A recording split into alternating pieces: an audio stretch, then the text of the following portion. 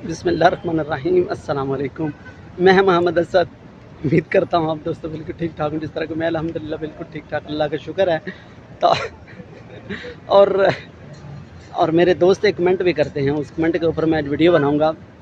तो मैं कुछ मेरी बचत की बातें होंगी, थोड़ा बचत वाला भी ज़िक्र इस वीडियो में आएगा कि भाईजान वहाँ पर आदमी का कितना खर्चा होता है, आपका वहाँ पर खर्चा कितना होता है और एसी वाला रूम कितने में मिल जाता है। और उस साथ साथ मैं आज़ाद वीज़ा लेना चाहता हूँ, ये उस भाई का कमेंट है। ये देख सकते हैं इधर या इधर आएगा। तो पहले नंबर पर तो ये देख लो जी, गर्मी की वजह से मैंने ये चलो ऐनक पहन रखी, जिसकी टांगें तो वो टूट चुकी हैं पहले की। तो उसके साथ साथ ये तो पहला देख लिया मेरा बचत वाला काम। दूसरे नंबर पर भाईजान वहाँ पर यहाँ पर ख़र्चा जो बताता हूँ ना मेरा कितना आ जाता है, 250 से 300 रियाल मेरा खाने का आ जाता है। 250 300 रियाल मेरा एक महीने का खर्चा आ जाता है। उसके बाद हम शेयर रूम रखते हैं, अकेला आदमी रूम नहीं रख सकता। यहाँ पर हम बचत करने के लिए बैठे हुए हैं और यहाँ पर हम शाहाना ज़िंदगी गुजारेंगे तो अपने मुल्क में पैसा नहीं जमा कर पाएंगे, अपने बच्चों का मुस्तकबिल जल्द से जल्द बेहतर नहीं कर पाएंगे। समझे मेरी बात को। बाकी आपकी मर्ज़ी, आप क्या सोच रखते हैं, मुझे इससे कोई फ़र्क नहीं पड़ने वाला। आप जैसे भी कमेंट करेंगे मैं उसके लिए ताबेदार हाज़िर हूँ, वो सुनने के लिए, मैं देखने के लिए मैं हाज़िर हूँ। बाकी जो मैं अपना माइंड रखता हूँ, जो जहन रखता हूँ 10-11 साल में, मैं आपके साथ शेयर कर रहा हूँ। तो जिस तरह का तकरीबन एक रूम का बिल आ जाता है बिजली का 200 रियाल, तकरीबन रूम छोटा सा है जिसमें हम 4 आदमी रहते हैं। मैं अपनी मिसाल दे रहा हूँ, किसी की दूंगा तो शायद कोई नाराज़ होगा।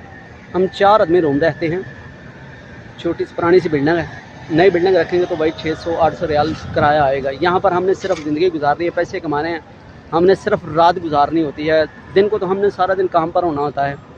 हमें क्या चाहिए, यहाँ पर सिर्फ मजदूरी के लिए आए हम। यहाँ पर हम मालिक तो बन के बैठे नहीं हैं, हम यहाँ पर मुकीम है, मजदूरी के लिए बैठे हैं, समझिएगा भाई। बाकी आपकी मर्ज़ी यार, जो मर्ज़ी कर लो मुझे। तो पुरानी सी बिल्डिंग में रहते हैं जिसका 300 रियाल रूम का किराया है। एसी हमारा अपना है, एसी वाला भी मिल जाता है लेकिन उसमें थोड़ा खर्चा ज़्यादा आता है, लेकिन एसी अपना मिल जाता है। तकरीबन 500 रियाल का एसी हमने लिया, 300 रियाल रूम का, तो 800 रियाल हो गया। चलो एसी एक बार लिया ना, बार बार तो लेना नहीं पड़ता। किराया और बिजली का बिल साथ साथ हर महीने हमको देना पड़ता है, जिसका बिजली का बिल 200 रियाल हर महीने हमको देना पड़ता है गर्मियों में। सर्दियाँ आ जाएँ चलो 70 से 80 रियाल, 100 रियाल से कम ही आता है, जो कि हम 4 आदमी पर तकसीम कर लेते हैं। इसी तरीके खाने का मेरा 250 से 300 रियाल या 200 रियाल से ऊपर 300 रियाल के नीचे और 250 रियाल के लगभग आता रहता है हर महीने। कभी ज़्यादा इंजॉय करते हैं, कभी कम, इस तरह खर्चा ज़्यादा हो जाता है, कभी कम हो जाता है।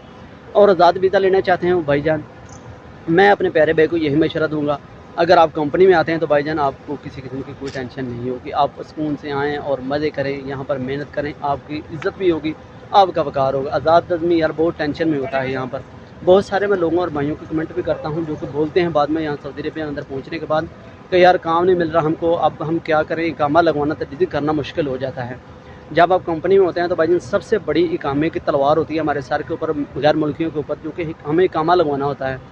तो हमें इकामा की टेंशन नहीं होती जब हम कंपनी में काम करते हैं या कबीलों के साथ काम करते हैं। जो आज़ाद काम करते हैं भाईजान, उनके सर पे ऊपर जो बोला ना तलवार, वो बहुत भारी तलवार है, जो कि 10,000 रियाल की इकामे की फ़ीस होती है, जो उनको हर साल पे करनी पड़ती है, चाहे उनको काम मिलता है या नहीं मिलता। कफ़ील को हर सूरत उनको देने ही पड़ते हैं।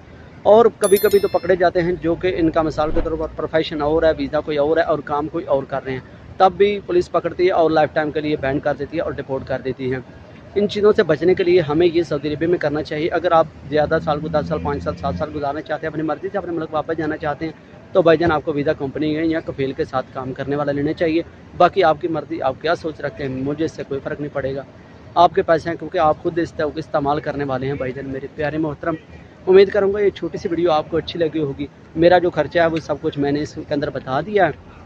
इकामा लगवाना होता है 2 साल बाद, 3 साल बाद, 4 साल बाद, जितनी मर्ज़ी हम साल बाद छुट्टी हैं, वो हमारी मर्ज़ी होती है। हम अपने खर्चा मुल्क में देखना होता है, हमारी जेब में पैसा पड़ा हुआ तो हम छुट्टी चले जाते हैं, नहीं तो हम यहाँ पर 2-2 साल, 3-3 साल भी गुजार लेते हैं, कोई ममानियत नहीं है। तो अगर आप कोई कमेंट करना चाहते हैं तो कर सकते हैं किसी इन्फॉर्मेशन के बारे में। मुझे दी इजाज़त, अगली वीडियो तक, अल्लाह हाफ़िज़।